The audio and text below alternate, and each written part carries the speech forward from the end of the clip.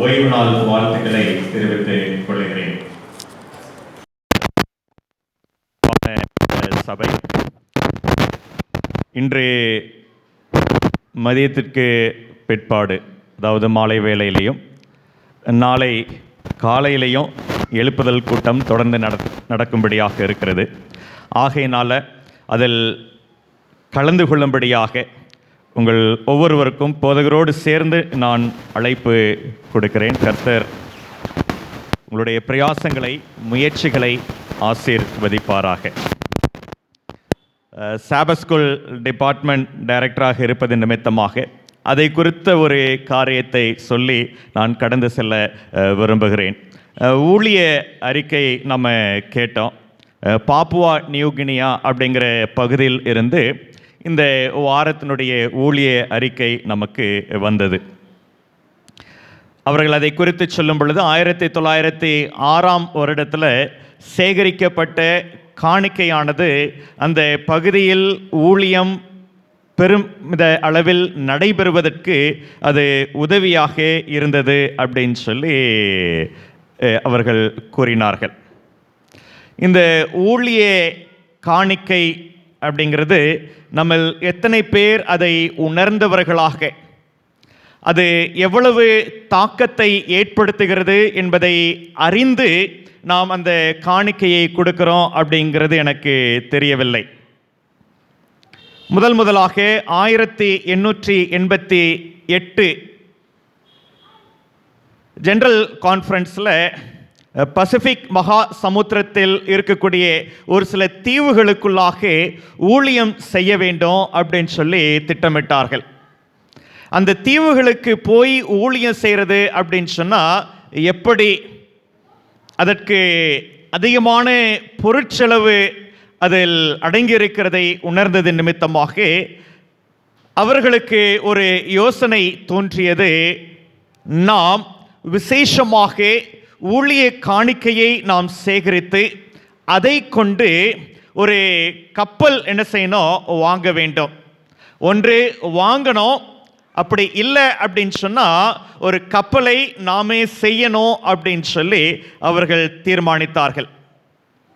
அந்த காணிக்கை அவங்க பட்ஜெட் போட்டு இதை சேகரிப்பதற்கு 1 வருட காலம் ஆகும் அப்படின்னு சொல்லி அவர்கள் தீர்மானித்து 1889 இந்த காணிக்கை சேகரிக்கப்பட்டு இந்த கப்பல் நம்ம என்ன செஞ்சிடலாம், ஊழியத்திற்கு பயன்படுத்தலாம் அப்படின்னு சொல்லி தீர்மானித்து காணிக்கை திட்டத்தை செயல்படுத்தினார்கள். விளைவு என்ன அப்படின்னு சொன்னால் அவர்கள் 1 வருஷம் அப்படின்னு சொல்லி திட்டமிட்டு இருந்தார்கள். ஆனால் அறிக்கை சொல்லுகிறது 6 மாத காலத்தில் அந்த காணிக்கை சேர்ந்ததாம். சொந்தமாக நம்முடைய திருச்சபைக்கு ஒரு கப்பல் செய்யும்படியாக ஊழியத்தின் நிமித்தமாக சேகரிக்கப்பட அவர்கள் திட்டமிட்ட காலத்திற்கு பாதியிலேயே அந்த காணிக்கை சேகரிக்கப்பட்டது அப்படின்னு சொல்லி சொல்லப்படுகிறது. அதுலேயும் இன்னொரு தகவல் என்ன அப்படின்னு சொன்னால், அந்த காணிக்கையில் அதிகமாக உற்சாகமாக காணிக்கை கொடுத்தது யார் அப்படின்னு சொன்னால் சிறு பிள்ளைங்களாம். ஊழியத்திற்காக ஆண்டவருடைய சுவிசேஷம் பிற இடங்களுக்கு செல்ல வேண்டும் அப்படிங்கிற வாஞ்சை சிறுவர்களிடத்தில் அதிகம் இருந்தது அப்படின்னு சொல்லி அந்த சம்பவத்தை குறித்து எழுதும் பொழுது எழுதி இருக்கிறார்கள். நீங்கள் இணையதளத்தில் அதை குறித்து நீங்கள் தேடி பார்க்கலாம். பிட்காயன் அப்படின்னு சொல்லி அந்த கப்பலுக்கு அவர்கள் பெயர் வைத்தார்கள். அந்த சமுத்திரத்தில் இருக்கக்கூடிய ஒரு தீவின் பெயர் பிட்கயர். அந்த தீவை சுற்றிலும் உள்ள பகுதிகளுக்கு ஊழியம் செய்யும்படியாக அந்த ஊழிய காணிக்கையானது பிரயோஜனமாக இருந்தது. இன்றைக்கு நாம் காணிக்கைகளை சேகரிக்கிறோம். 13ஆம் வாரத்தில் 2 மடங்காக நாம் என்ன செய்கிறோம், காணிக்கைக்கான அழைப்பை கொடுக்கிறோம். கர்த்தருக்கு அன்பானவர்களே, இந்த காணிக்கை எதற்கு அப்படின்னு சொன்னால், எவ்விதமாக நாம் சுவிசேஷத்தை பெற்று கர்த்தரை அறிந்தவர்களாக அவருடைய சமூகத்தில் இருக்கிறோமோ அதே போன்று அநேகர் அவரை அறிந்து கொள்வதற்கு ஏதுவாக நாம் என்ன செய்கிறோம், இந்த காணிக்கையை கொடுக்கிறோம் என்பதை உணர்ந்து அந்த சிந்தை உடையவர்களாக ஊழிய சிந்தை உடையவர்களாக நாம் என்ன செய்வோம்? காணிக்கையை கொடுப்போம். அடுத்து ஆலயத்தில் வந்து அமர்ந்து கவனித்து பார்த்தேன். பொதுவாக சின்ன பிள்ளைங்க ஒரு இடத்துல என்ன செய்ய மாட்டாங்க? இருக்க மாட்டாங்க, அப்படி தானே? பொதுவாக சிறுவர்கள் கொஞ்சம் கண்ட்ரோல் பண்ணி வைக்கிறது கஷ்டம்தான், ஆனால் வைக்கணும். கஷ்டங்கிறதுக்காக விட்டுறதல்ல, வைக்கணும். ஆனால் என்ன நடக்குது நான் பார்த்தேன் அப்படின்னு சொன்னால், பெரியவர்கள் போகிறீங்க வர்றீங்க. அன்பானவர்களே, யோசிச்சு பாருங்க, நம்ம எந்த இடத்துல இருக்கோம், எந்த பிரச்சனத்தில், யாருடைய பிரச்சனத்தில் இருக்கிறோம்.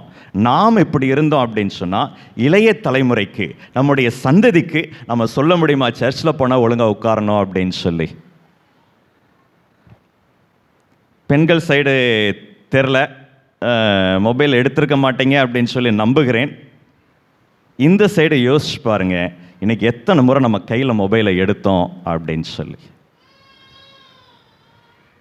நாம் ஆலயத்திற்கு எதுக்காக வருகிறோம்? யாருக்காக வருகிறோம்? யாரை தேடி வருகிறோம்? என்ன நோக்கத்தோடு நம்ம வர்றோம்? ஆனால் வந்துட்டு நம்ம என்ன செஞ்சிட்டு இருக்கிறோம்? ஆண்டவருக்கு பிரியமாக இருக்குமா? அவருடைய சமூகத்தில் இருந்து நாம் செய்யக்கூடிய காரியங்கள் ஆண்டவருக்கு பிரியமாக இருக்குமா? பரிசுத்தத்திற்கான அழைப்பு அப்படின்னு சொல்லி நம்ம தலைப்பிட்டு 3 நாட்கள் கூட்டம் நடத்துகிறோம். அதனுடைய பிரதிபலன் என்னவாக இருக்க போகிறது? அதனுடைய பலன் என்ன? அதனுடைய முடிவு என்னவாக இருக்க போகிறது? என்ன மாற்றத்தை நாம் பெற்றவர்களாக நாம் இங்கிருந்து கடந்து செல்ல போகிறோம்? வருத்தகரமான காரியம். யாரெல்லாம் எடுத்தீங்க அப்படின்னு சொல்லி எல்லாருக்கும் தெரியும். ஆண்டவர் பார்த்து கொண்டு இருக்கிறார். நம்ம எங்க சரி செய்யணும் அப்படிங்கிறதை யோசித்து பார்த்து ஆண்டவருக்கு இசைந்து இணைந்து அவரோடு இருக்கணும் அப்படிங்கிற வாஞ்சையோடு நாம் என்ன செய்வோம் அப்படின்னு சொன்னால் ஆண்டவரை தேடுவோம். 7ஆம் நாள் ஆலயத்துக்கு வரணும் அப்படிங்கிற எண்ணத்தில் இல்லாதபடிக்கு ஆண்டவரோடு ஒரு உறவை ஏற்படுத்தி கொள்ளணும் அப்படிங்கிற எண்ணத்தோடு நாம் வந்தோம் அப்படின்னு சொன்னால், நம்ம வந்து இங்கே உட்கார்ந்து இருக்கக்கூடிய நேரம் ஆசீர்வாதமானதாக இருக்கும். சரி, நம்ம தெரிந்த வேத பகுதியைத்தான் நாம் இன்றைக்கு படிக்கும்படியாக இருக்கிறோம். லூக்கா எழுதிய சுவிசேஷ புஸ்தகம் 10ஆம் அதிகாரம் முதல் 10 வசனங்களை நாம் என்ன செய்யப்படுறோம் அப்படின்னு சொன்னால் இன்றைக்கு தியானிக்கத்தக்கதாக இருக்கிறோம். ஒரு குள்ளமான மனுஷன், யாருன்னு தெரியுமா? பெஞ்சில் இருக்கிறவங்க சகேயு. சரி, பாஸ்டம்மா இருக்கிறத மறந்துட்டேன் நான். பிள்ளைங்க, வாலிப பிள்ளைங்க சொல்லுவாங்கன்னு நினச்சேன் நான். சரி, சகேயுவை குறித்து நாம் என்ன செய்கிறோம்? அந்த அதிகாரத்தில் வாசிக்க முடியும். ஒரு அருமையான ஒரு கதை நம்ம கேட்குறதுக்கு. நடந்த உண்மை சம்பவமாக நாம் என்ன செய்கிறோம் அப்படின்னு சொன்னால் அதை வாசிக்கிறோம்.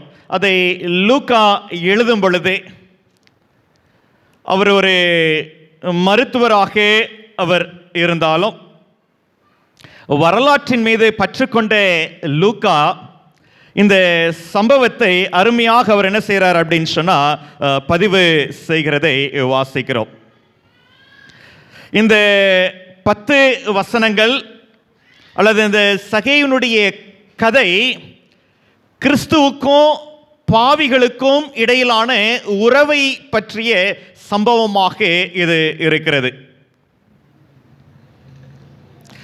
கிறிஸ்துவானவர் எப்படி ஒரு நபருடைய வாழ்க்கையை மாற்ற முடியும் அப்படிங்கிற அனுபவத்தை நமக்கு கற்றுக் கொடுக்கக்கூடிய ஒரு பாடமாக, எப்படி நம்முடைய வாழ்க்கையை பரிசுத்தமான வாழ்க்கையாக, நீதியான வாழ்க்கையாக அவரால் மாற்ற முடியும் அப்படிங்கிறதுக்கான உதாரணம் இந்த வேத பகுதி அப்படின்னு சொல்லி நாம் என்ன செய்யலாம், பார்க்க முடியும். இங்கே நாம் இந்த சம்பவத்தை வாசிக்கும் பொழுது நாமும் அதில் நம்மை இணைத்து கொண்டு நமக்கும் அதில் ஆறுதலையும் தேர்தலையும் நம்பிக்கையையும் கொடுக்கக்கூடிய வேத பகுதியாக இருக்கிறதை நாம் பார்க்கலாம். இது கிறிஸ்துவானவர் தம்முடைய ஊழிய பயணத்தில் கடைசி முறையாக அவர் என்ன செய்கிறார் அப்படின்னு சொன்னால், எருசலேமுக்குள்ள போறார். அதுக்கு பிறகு அவர் வெளியே வரல. அவருடைய ஊழிய பயணத்தினுடைய கடைசி பயணம் எருசலேமுக்கு போறாரு. போகிறதுக்கு முன்னாடி எங்க வர்றாரு, எரிகோவுக்கு அவர் வருகிறார் அப்படிங்கிறத நாம் என்ன செய்கிறோம், அங்கே பார்க்க முடியும். 2ஆம் வசனத்திலிருந்து நம்ம பார்ப்போம். 2ஆம் வசனத்தை வாசியுங்கள். லூக்கா 19வது அதிகாரம் 2ஆம் வசனம்.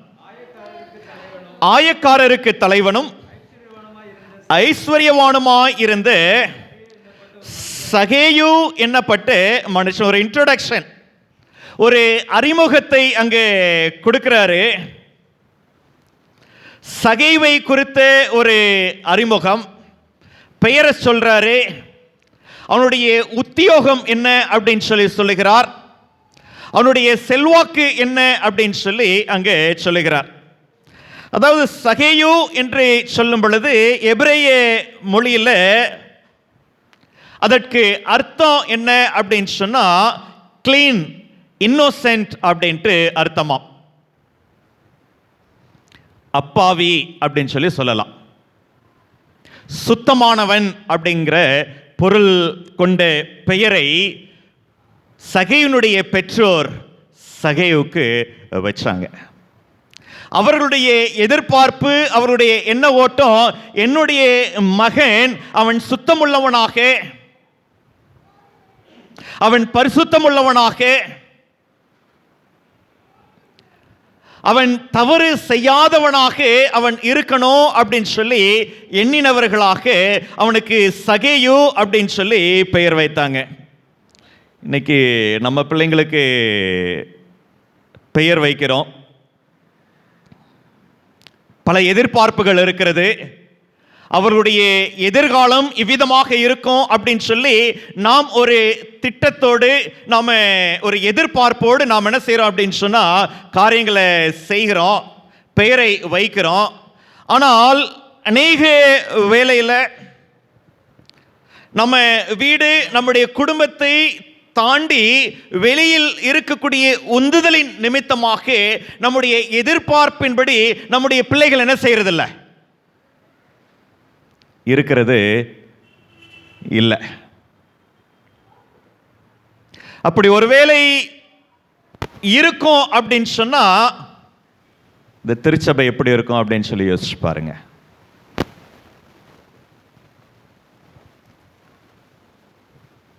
எதிர்பார்ப்பு மேன்மையானதாகத்தான் இருக்கிறது. ஆனால் அது நடைமுறையில் அதை பார்க்கும் பொழுது, ஆண்டவர் எனக்கு ஈவாக கொடுத்த குழந்தை அது இவ்விதமாக இருக்கணும், அதனுடைய எதிர்காலம் இப்படியாக இருக்க வேண்டும் அப்படின்னு சொல்லி நாம் அன்பு வைத்து பிரயாசங்களை நாம் எடுக்கும் பொழுது அது என்ன ஆகிறது அப்படின்னு சொன்னால், அநேக நேரங்களில் அது எதிர்பார்ப்பின் பிரகாரமாக அது என்ன செய்யலை அப்படின்னு சொன்னால் இல்லை. நம்முடைய கண்களுக்கு முன்பாகவே அவருடைய எதிர்காலம் சிதறி போகிறதை பார்ப்பது வேதனைக்குரியதாக அது என்ன செய்கிறது இருக்கிறது. இங்கே சகேயு அவன் பரிசுத்தம் உள்ளவனாக அவன் இருக்கணும் அப்படின்னு சொல்லி, அப்பழுக்கற்றவனாக இருக்கணும் அப்படின்னு சொல்லி அவனுடைய பெற்றோர் அவனுக்கு சகேயு அப்படின்னு சொல்லி பெயர் வைத்தாங்க. ஆனால் அவன் எடுத்த பல தீர்மானங்கள் அவன் இன்றைக்கு எவ்விதமாக இருக்கிறானோ அவ்விதமாக அவனுடைய வாழ்க்கையை அது மாற்றினது. வரி வசூலிக்கிறவனாக அவனுடைய வாழ்க்கை மாறினது அப்படின்னு சொல்லி நாம் என்ன செய்கிறோம் பார்க்கிறோம். சகேயு அவனுடைய வாழ்க்கை எதிர்பார்த்ததின் பிரகாரமாக அது இல்லை. இரண்டாவது அவனை குறித்த ஒரு அறிமுகத்தை பார்க்கும் பொழுது அவன் வரி வசூலிப்பவனாய் இருந்தான், ஆயக்காரர்களுக்கு தலைவனாக இருந்தான். வேத பகுதியை வாசிக்கும் பொழுது தெரியும், நம்ம யூதர்கள் ஆயக்காரர்கள் என்ன செய்யறதில்ல, விரும்புறது கிடையாது. ஆனா இவன் ஆயக்காரர்களுக்கு தலைவன் அப்படின்னு சொன்னா எந்த அளவுக்கு இவனோடு உறவாடி இருந்திருப்பாங்க அப்படின்னு சொல்லி கொஞ்சம் யோசிச்சு பாருங்களேன். யூதர்கள் மாத்திரம் இவனை வெறுத்து ஒதுக்கவில்லை. பொதுவாக ரோம அரசாங்கமும் யூதர்கள் என்ன செய்யல, ஏற்றுக்கொள்ளல. சும்மா அந்த மக்கள் மத்தியில் இவனுக்கு அறிமுகம் இருக்கிறதுனால இவங்க என்ன செஞ்சிருக்கிறாங்க, உட்கார வச்சு அதிகாரத்தை அங்கே கொடுத்து வச்சிருக்கிறாங்க.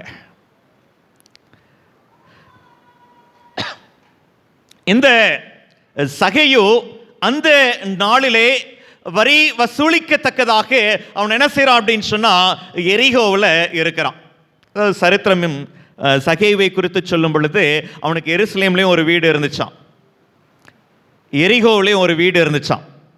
அதாவது எரிகோ அப்படின்னு சொன்னால் இந்நாட்களில் நம்ம கோவா அல்லது கொடைக்கானல், ஊட்டி அப்படின்னு சொல்லி சொல்கிறோம் அல்லவா, அந்த மாதிரியான பகுதி தான் எரிகோ அப்படிங்கிறது. ஐஸ்வர்யவான்கள் அவங்களுடைய சொந்த ஊர் வேறு ஒன்றாக இருந்தாலும் இந்த எரிகோவில் ஒரு வீடு வாங்கி கட்டியிருப்பாங்களாம். சம்மர் வெக்கேஷன் அப்படிங்கிறது மாதிரி அவங்க இங்கே வந்து இருப்பாங்களாம். இங்கே சகேயு அவன் எரிகோவுக்கு அந்த நாள் அவன் என்ன செய்யறான் அப்படின்னு சொன்னா வரி வசூலிக்கும்படியாக அவன் அங்கே வந்து இருக்கிறான். ரோமர்கள் அதிகாரத்தை கொடுத்திருக்கிறாங்க, எவ்வளவு வரி வசூலிக்கணும் அப்படின்னு சொல்லி, தங்களுக்கு எவ்வளவு பங்கு சேரணும் அப்படின்னு சொல்லி அவர்கள் நியமித்து, அதில் கொஞ்சம் ஒரு ஃப்ளெக்சிபிலிட்டி, நீ அதில் நீயும் என்ன செஞ்சுக்கலாம், சம்பாதித்துக் கொள்ளலாம். அப்போ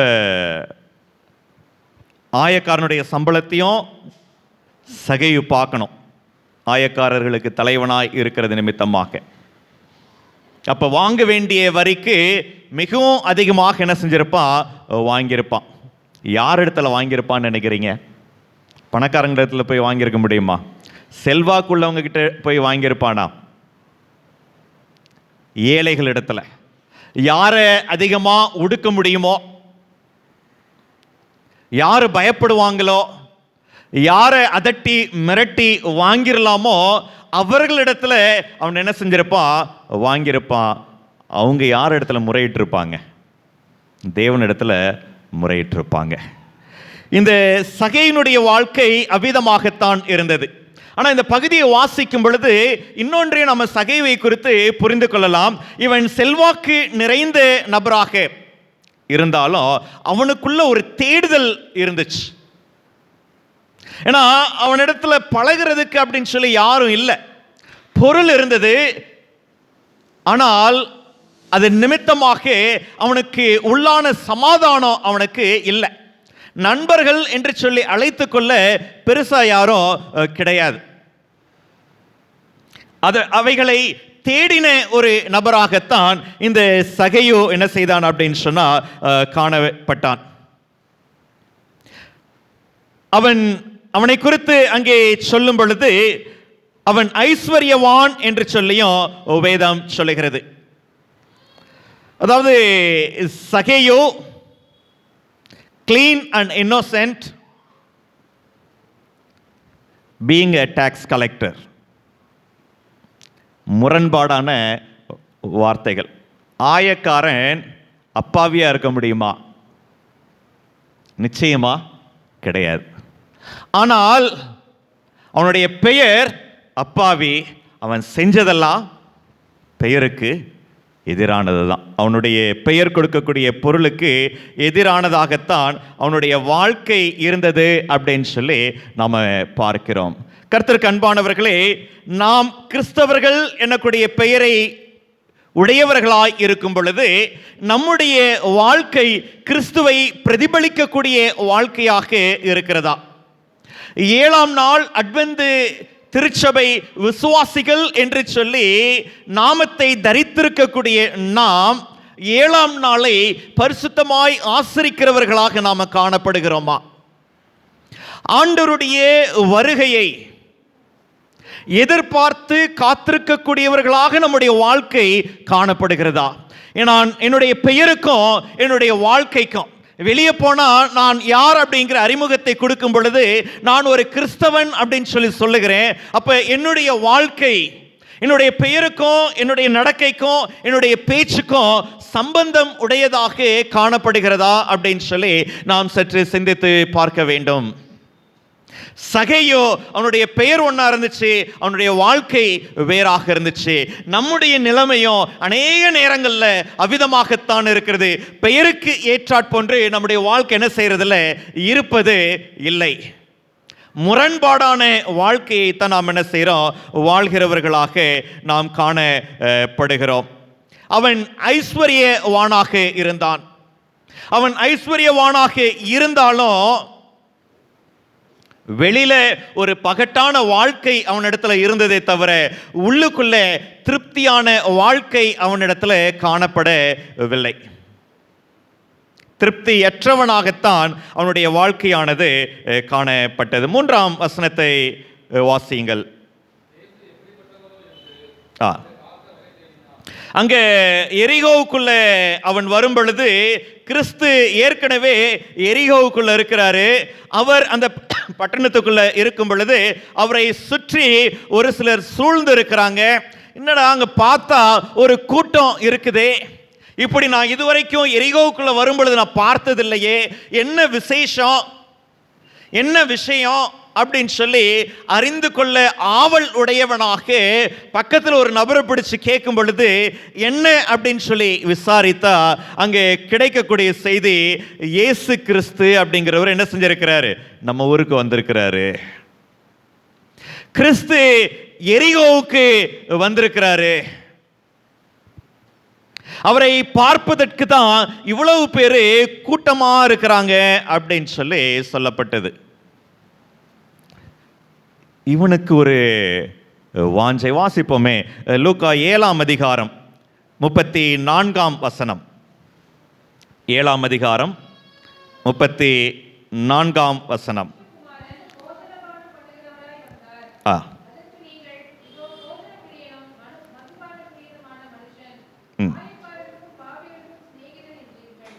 அங்கே கிறிஸ்து யூத தலைவர்களை குறித்து சொல்றாரு. நான் ஆயக்காரர்களோடு பேசினேன் அப்படின்னு சொன்னா நான் பாவிகளோடு இருக்கிறேன் அப்படின்னு சொல்லி சொல்றீங்களே. இதை கேள்விப்பட்ட சகேயு இவர் யாரு கூட பழகிறாரா? என்னை போன்ற மற்றவர்களால் வெறுக்கப்பட்டு ஒதுக்கப்பட்ட என்னை போன்ற ஆயக்காரர்களோடு இவர் என்ன செய்யறாரு, நட்பு பாராட்டுகிறார். அவர்களோடு பேசுறாராமே, அவர்களோடு இவர் பழகிறாராமே. அப்படியானால் அவரை நான் என்ன செய்யணும், பார்க்கணும்.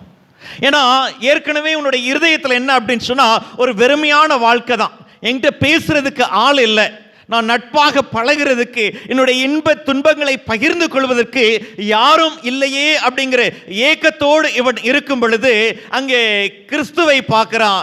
ஏற்கனவே அவன் காதல வந்த செய்தி கேட்குது, இவர் ஆயக்காரர்களோடு இவர் என்ன செய்வாரு, பேசுவாரு. உள்ளுக்குள்ள ஒரு வாஞ்சை, கிறிஸ்துவை நான் என்ன செய்யணும், பார்க்கணும். இயேசு கிறிஸ்துவை நான் சந்திக்க வேண்டும் அப்படிங்கிற எண்ணம் அவனுக்குள்ளாக உருவானது. எப்படியாக நான் என்ன செஞ்சிடணும் அப்படின்னு சொன்னா அவரை நான் பார்க்கணும். பார்க்கணும் அப்படிங்கிற எண்ணம் மாத்திரமல்ல, அவன் உள்ளுக்குள்ள சொல்லிட்டான், அவரை பார்த்து பேசக்கூடிய சூழல் அமைந்தது அப்படின்னு சொன்னா அவரை எப்படியாவது நான் என்ன செய்யணும், என் வீட்டுக்கு நான் கூட்டிட்டு போனோம். அவரை ஏன் வீட்டில் உட்கார வச்சு நான் அவருக்கு சாப்பாடு கொடுக்கணும் அப்படின்னு சொல்லி அவன் இருதயத்துக்குள் நினைத்து கொண்டிருந்தவனாக குதிச்சு குதிச்சு எட்டி எட்டி பார்க்கிறான். எப்படியாவது அவருடைய முகத்தை பார்த்து விடலாம் அப்படின்னு சொல்லி. மக்கள் சூழ்ந்திருந்தது நிமித்தமாக அவன் குள்ளமானவனாக இருந்ததின்படியினால அவனால் என்ன செய்ய முடியல, பார்க்க முடியல. சுத்தி எத்தி பார்த்தா என்ன செய்யறது அப்படின்னு சொல்லி அங்க தூரத்தில் ஒரு காட்டத்தி மரம் தெரிந்தது. வேகமாக போன, அதாவது இந்த காட்டத்தி மரம் எப்படி அப்படின்னு சொன்னால் அது பெரிய மரமாக இருந்தாலும் அதனுடைய பெரிய கிளைகள் அந்த உயரம் குறைவானதிலேயே இருந்து என்ன செஞ்சிடும் அப்படின்னு சொன்னால் கிளைகள் விட ஆரம்பிச்சிடும். அதாவது நல்ல உறுதியான கிளைகளாக இருக்கும். அப்போ இந்த அத்திமரத்தை பார்த்தவன் இவன் போறான், இவன் பிடிச்சு ஏற உயரத்தில் அந்த கிளை இருந்தது, அந்த கிளையை பிடிச்சு மரத்தில் ஏறி கிறிஸ்துவை அவன் என்ன செய்கிறான் அப்படின்னு சொன்னா அவன் அங்கே பார்க்கிறான். என்ன அப்படின்னு சொன்னா, என்கிட்ட பழகிறதுக்கு, என்னை நேசிக்கிறதுக்கு, என்னிடத்துல பேசுறதுக்கு ஒருத்தரும் இல்லை, ஆனா இவர் ஆயக்காரர்களோடு நட்பாய் இருக்கிறார் அப்படின்னு சொல்ல கேள்விப்பட்டிருக்கிறேனே அப்படின்னா அவரை நான் சந்திக்கணும் அப்படிங்கிற எண்ணம் அவனுக்குள்ளாக அங்கே அதிகமாய் தோன்றினது. இவன் வாஞ்சித்தான் அப்படிங்கிறத விட நம்ம அந்த சம்பவத்தை வாசிக்கும் பொழுது புரிந்து கொள்ளலாம், கிறிஸ்து இவனை சந்திப்பதற்காகத்தான் எரிகோவுக்கே வந்தார். அங்கு ஒரு ஆத்மா இருக்கிறது, என்னை தேடக்கூடிய, என்னை வாஞ்சிக்கக்கூடிய ஒரு ஆத்மா இருக்கிறது, போய் சந்திக்கணும் அப்படின்னு சொல்லி தான் கிறிஸ்துவே எரிகோவுக்கு வந்தார். கர்த்தருக்கு அன்பானவர்களே, நம்முடைய இருதயத்தில் நாம் ஆண்டவரை தேடுவதற்கு முன்பதாகவே நாம் ஒவ்வொருவரையும் ஆண்டவர் தேடிக்கொண்டு இருக்கிறார் என்பதை மறந்துடாதீங்க. நீங்களும் நானும் ஆண்டவருடைய பார்வையில் அருமையானவர்களாய் இருக்கிறது நிமித்தமாக இருக்கிறபடினால அவர் என்ன செய்யறாரு, நம்மை பார்த்து கொண்டே இருக்கிறாரு, எப்பொழுது இந்த நபர் அவரிடத்துல சேருவோம் அப்படின்னு சொல்லி. என்னுடைய மகன், என்னுடைய மகள் எப்பொழுது தன்னுடைய வாழ்க்கையை எனக்கு ஒப்பு கொடுப்பார் அப்படின்னு சொல்லி அவர் என்ன செய்யறார் அப்படின்னு சொன்னா காத்து கொண்டு இருக்கிறவராக அவர் அங்கே காணப்படுகிறார். பிரியமானவர்களே, 5ஆம் வசனத்தை வாசிங்க. லூக்கா 19ஆம் அதிகாரம். இயேசு அந்த இடத்தில் வந்தபோது அண்ணாந்து பார்த்து அவனை கண்டு, சகேயுவே, சீக்கிரமாய் இறங்கி வா, இன்றைக்கு உன் வீட்டில் நான் தங்க வேண்டும் என்ற இவன் மனசுக்குள்ள நினைச்சிட்டு இருந்தான் ஆண்டவரை கூப்பிடணும் அப்படின்னு சொல்லி. ஆனா அவர் சொல்றாரு, நான் இன்னைக்கு உன் வீட்டில் தங்க போறேன் அப்படின்னு சொல்லி. ஆனா அதுக்கு முன்னாடி இன்னொரு வார்த்தை சொல்றாரு, சகேயுவே. கூட்டத்தில் யாராவது சொல்லியிருந்திருப்பாங்களா அங்கே சகைன்னு ஒருத்தன் மரத்தில் இருக்கிறான் அப்படின்னு சொல்லி? இல்லை, ஏற்கனவே அவனை வெறுத்து தானே வச்சிருக்கிறாங்க. ஒருத்தன் வாஞ்சி இருக்கிறான் அப்படிங்கிறத யாரும் என்ன செய்ய போறதில்ல, சொல்ல போறதில்லை. ஆனால் இவர் வர்றாரு, மரத்துக்கு மேலே பார்க்குறாரு. இது முதல் முறை இல்லை, அப்படி தானே? ஆண்டவர் மரத்தை நோக்கி பார்க்கறது இது முதல் முறை இல்லை. ஓமைகளிலையும் பல சம்பவங்கள்லையும் ஆண்டவர் என்ன செய்கிறாரு, கனிகளை தேடி அவர் என்ன செய்கிறார், மரத்தை நோக்கி பார்க்குறாரு. இங்கே என்ன செய்கிறாரு, மரத்தை நோக்கி பார்க்குறாரு. அங்கே ஒரு பழம், அங்கே ஒரு கனி ஆயத்தமாய் இருந்தது. கர்த்தருடைய ராஜ்யத்தில் சேர்க்கப்படுவதற்கு அங்கே ஒரு கனி ஆயத்தமாய் இருந்தது. அது மரத்தில் இருக்க வேண்டிய பழம் அல்ல. அது கனிந்த பிற்பாடு அந்த பழம் எங்கே சேர்க்கப்படணுமோ அதை என்ன செய்யணும். அப்படி இல்லை அப்படின்னு சொன்னால் பழம் என்ன செஞ்சிடும், கெட்டு போயிடும். அவர் வந்தார், மரத்துக்குள்ள வந்தார், சகைவே அப்படின்னு சொல்லி கூப்பிட்டாரு, கீழே இறங்கி வா, நீ அங்கே என்ன பண்ணிட்டு இருக்கிற, நேரத்தை வீணடிக்காத, சீக்கிரமா என்ன செய், இறங்கி வா அப்படிங்கிற அழைப்பை அங்கே சகேயுவுக்கு ஆண்டவர் கொடுத்தார் அப்படின்னு சொல்லி நாம் அங்கே பார்க்கிறோம். கர்த்தருக்கு அன்பானவர்களே, ஆண்டவர் நம்மளையும் என்ன செய்கிறாரு, கூப்பிட தான் செய்கிறார். பல சத்தங்களுக்கு மத்தியில் வாழ்ந்து கொண்டு இருக்கக்கூடிய நாம அந்த சத்தத்தை கேட்காம அது அலட்சியம் செய்தவர்களாக நாம் என்ன செய்கிறோம் அப்படின்னு சொன்னால் அநேக நேரங்களில் இருந்து கொண்டு இருக்கிறோம். அப்படி இல்லாதபடிக்கு ஆண்டவர் நமக்கு அழைப்பு கொடுக்கும் பொழுது, அவருடைய ராஜ்யத்துக்கு நம்மை சேர்த்து கொள்ளத்தக்கதாக நமக்கு அழைப்பு கொடுக்கும் பொழுது, நாம் கால தாமதம் செய்யாதபடிக்கு நம்முடைய வாழ்க்கையை ஆண்டவருக்கு ஒப்பு கொடுக்கணும். இன்னும் நாட்கள் செல்லட்டும், என்னுடைய வாலிப பிராயத்தை நான் அனுபவித்துக் கொள்ளுகிறேன், நான் என்னுடைய வாழ்க்கையில் செய்ய வேண்டியது, நான் சாதிக்க வேண்டியது அநேகம் இருக்கிறது, நான் என்னுடைய குடும்பத்துக்கு செய்ய வேண்டிய காரியங்கள் இருக்கிறது, நான் சில காரியத்தெல்லாம் நான் ஒழுங்குபடுத்தணும், இதை லூக்கா 9வது அதிகாரத்தில் நம்ம கடைசி சில வசனங்களில் வாசிக்கலாம். ஒவ்வொருத்தரும் காரணங்கள் சொல்கிறத நாம் என்ன செய்ய முடியும், வாசிக்க முடியும். அவ்விதமாக நாம் சொல்லாதபடிக்கு சீக்கிரம் இறங்கி வா அப்படின்னு சொன்னால், உன் இருதயத்தை எனக்கு தா அப்படின்னு சொன்னால், நாம் உடனே என்ன செஞ்சிடும் அப்படின்னா கொடுத்து விட வேண்டும். காலம் தாழ்த்த கூடாது. 7ஆம் வசனத்தை வாசியுங்கள். லூக்கா 19ஆம் அதிகாரம்.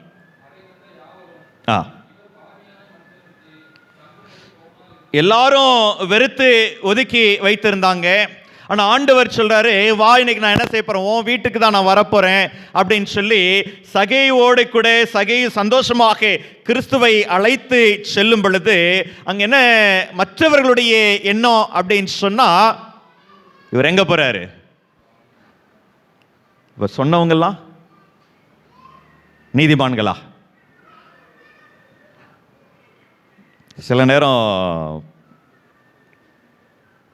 பாஸ்டர் ஒரு வீட்டுக்கு போயிட்டார் அப்படின்னு சொன்னால், பாஸ்டர் என்ன அந்த வீட்டுக்கு போகிறாரு, அவங்க இப்படிப்பட்டவங்களாச்சு, அவங்க அப்படிப்பட்டவங்களாயிருச்சு.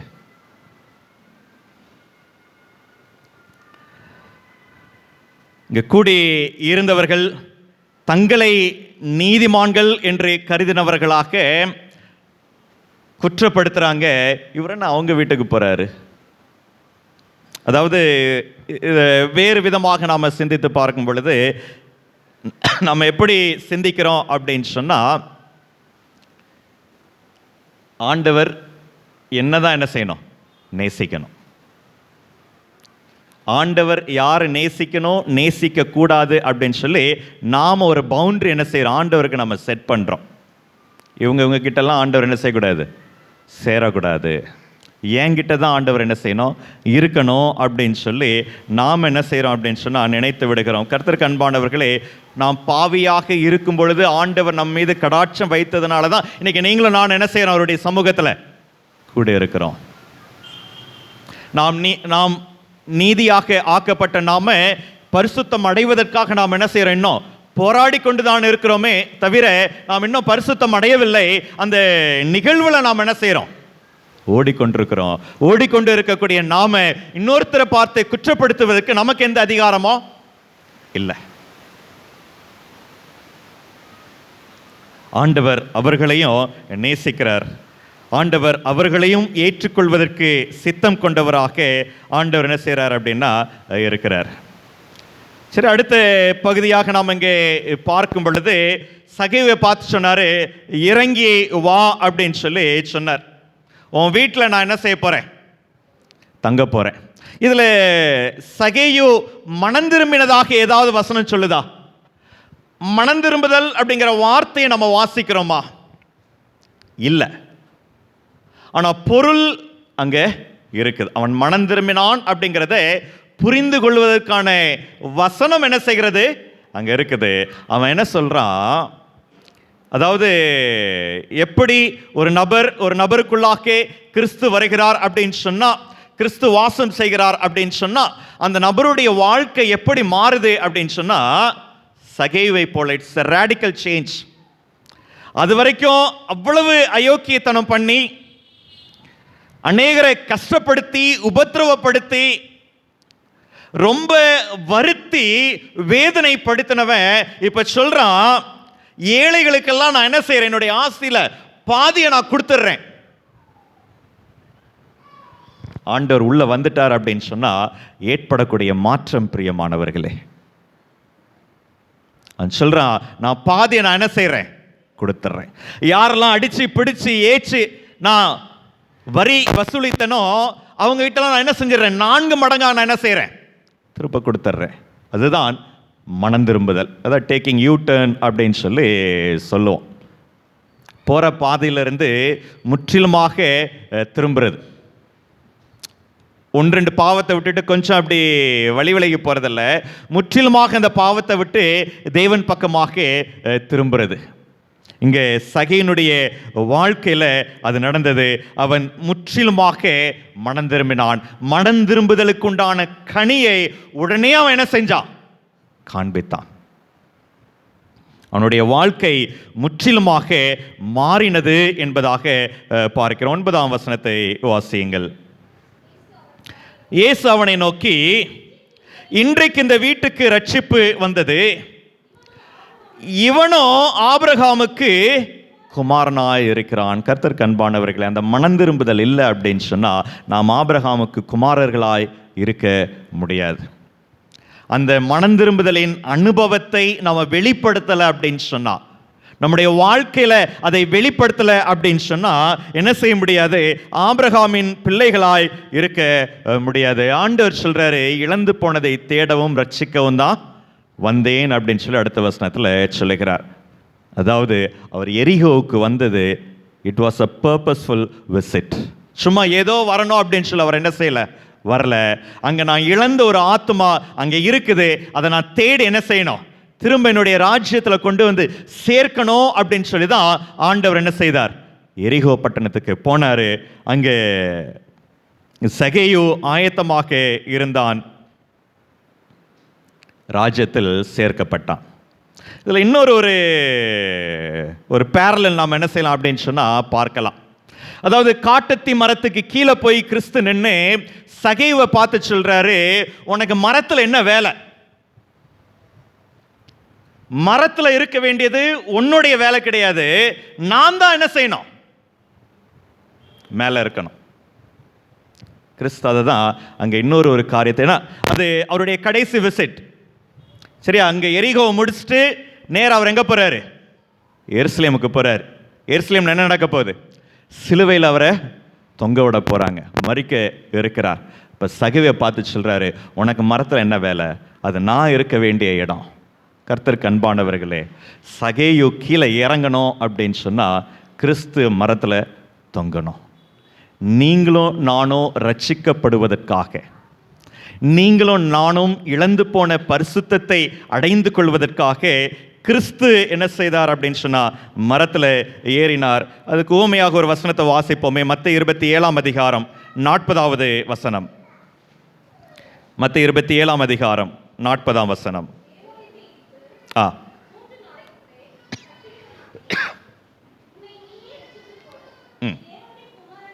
நீ தேவனுடைய குமாரனே ஆனால் சிலுவையிலிருந்து இறங்கி வா. சரி, அங்கே கிறிஸ்து சகேயுவை பார்த்து சொன்னாரு, நீ கீழே இறங்கி வா அப்படின்னு சொல்லி. இங்க அவரை ஏளனம் பண்ணவங்க சொல்றாங்க, நீர் என்ன செய்யும், சிலுவையிலிருந்து இறங்கி. 42வது வசனத்தையும் வாசிங்க.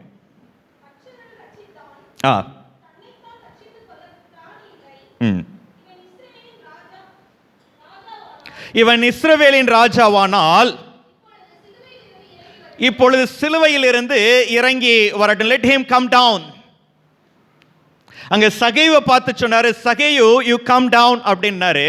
இங்க மற்றவர்கள் கிறிஸ்துவை பார்த்து சொல்றாங்க, சிலுவையில் இருந்து இறங்கி வரட்டும் அப்படின்னு சொல்லி. கர்த்தருக்கு அன்பானவர், நாம் ரட்சிக்கப்படும்படியாக, நாம் தொங்க வேண்டிய சிலுவையில், நாம் மரிக்க வேண்டிய இடத்துல கிறிஸ்து தம்முடைய ஜீவனை அந்த சிலுவையில், கல்வாரி சிலுவை மரணத்திற்கு தன்னை அங்கு ஒப்பு கொடுத்தார். காரணம், அவர் உங்களையும் என்னையும் நேசித்தது தான். அவர் நம்மை நேசித்ததற்காக, அந்த அன்பை வெளிப்படுத்தும்படியாக, நாம் பரிசுத்தத்தை அடைந்து கொள்ளும்படியாக, பரிபூர்ணம் அடையத்தக்கதாக, பிதாவுடைய பிரசன்னத்தில் நாம் பிரவேசிக்கும்படியாக கிறிஸ்து தம்முடைய ஜீவனை அங்கே கல்வாரி சிலுவை மரணத்திற்கு ஒப்பு கொடுத்தார். அப்போஸ்தலர் நடபடிகள் 5ஆம் அதிகாரம் 30ஆம் வசனத்தை வாசியுங்கள். அப்போஸ்தலர் நடபடிகள் 5ஆம் அதிகாரம் 30ஆம் வசனம். அங்கே பேதுரு பிரசங்கம் பண்ணும் பொழுது சொல்லுகிறார், நீங்க என்ன செஞ்சீங்க, அவரை மரத்தில் ஏற்றி கொலை செய்தீர்கள். நீங்க அந்த இடத்துல மரித்திருக்க வேண்டும், ஆனா நீங்க என்ன செஞ்சீங்க, அவரை கொலை செய்தீர்கள் அப்படின்னு சொல்லி சொல்ற. கர்த்தருக்கு அன்பானவர்களே, இந்த சம்பவம், இந்த சகேயினுடைய இந்த அனுபவம், ரட்சிப்பு எவ்வளவு விலைமதிப்பற்றது அப்படிங்கிறதை உணர்த்தி கொள்வதற்காக, அதை நாம் அறிந்து கொள்வதற்காக இது எழுதப்பட்டு இருக்கிறது. அது ஆண்டவருடைய ஜீவனை கொடுக்கும்படியாக பாவம் செய்தது. அவர் தம்முடைய இரத்தத்தை கொடுத்து நம்ம என்ன செஞ்சிருக்கிறாரு, வாங்கியிருக்கிறார். அவர் தம்முடைய ஜீவனை கொடுத்து நாம் சுத்தம் உள்ளவர்களாக, அப்பழுக்கற்றவர்களாக, நீதியுள்ளவர்களாக, பரிசுத்தம் உள்ளவர்களாக ஆபிரகாமின் குமாரர்களாய் இருக்கும்படிக்கு அவர் விலையை கொடுத்திருக்கிறார். நம்மை மீட்கும்படியான விலையை ஆண்டவர் கொடுத்திருக்கிறாரு. அன்பானவர்களே, சகேயு வாழ்க்கையில் ஏற்பட்ட மாற்றத்தை நம்முடைய வாழ்க்கையில் நாம் அனுபவித்திருக்கிறோமா? ஒருவேளை அப்படி அந்த அனுபவம் எனக்கு வரல அப்படின்னு சொன்னால், இந்த நாளில் நம்முடைய வாழ்க்கையை ஆண்டவருக்கு மறுபிரதிஷ்டை செய்வோம். ஆண்டவரே, என்னுடைய வாழ்க்கை உம்மை ஏற்றுக்கொண்டு உம்மோடு கூட இருக்கக்கூடிய வாழ்க்கையை போல நான் என்ன செய்யலை, வாழலை. குறை உள்ளவனாகத்தான் இருக்கிறேன். ஆனால் உம்மில் இணைந்திருக்கும்படிக்கு என்னுடைய வாழ்க்கையை மாற்றுங்க அப்படின்னு சொல்லி நாம் ஒவ்வொருவரும் நம்மை ஆண்டவருடைய சமூகத்தில் ஒப்பு கொடுப்போம். எப்படி சகேயுனுடைய வாழ்க்கை மாற்றப்பட்டு ஆபிரகாமின் குமாரன் என்று சொல்லி அழைக்கப்பட்டு தேவனுடைய ராஜ்யத்தில் சேர்த்து கொள்ள படும்படியான வாக்குத்தத்தம் கொடுக்கப்பட்டதோ, அதே போல நாமும் சேரும்படியாக ஒப்பு கொடுப்போம். கர்த்தர் தாம் நம் ஒவ்வொருவரையும் ஆசீர்வதிப்பாராக. ஆமேன்.